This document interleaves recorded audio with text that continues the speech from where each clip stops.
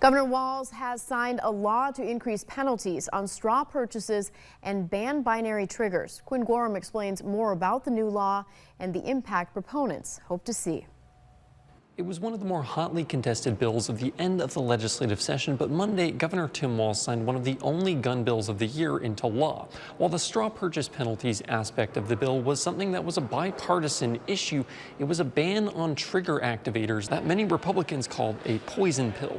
Monday, law enforcement here in St. Paul expressed their support for both aspects. The bill to increase penalties on straw purchases was actually heard last year, but didn't get all the way across the finish line. Last year's bill was a Republican-authored bill that had bipartisan support, a bill that would make straw purchases a felony in the state law. This year, the bill was revived by DFL Senator Heather Gustafson. While the new bill was initially a clone of the old one, Gustafson introduced a new provision that would ban the ownership of binary triggers.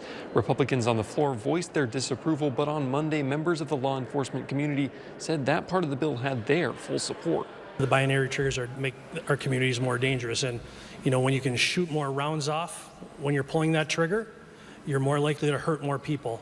So anything we can do to minimize that and reduce that. The binary trigger ban is effective on January 1st of 2025.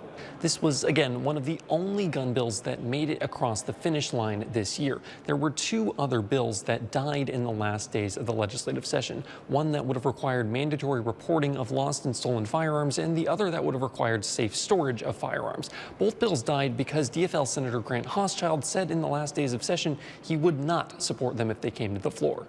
Reporting in St. Paul, I'm Quinn Gorham.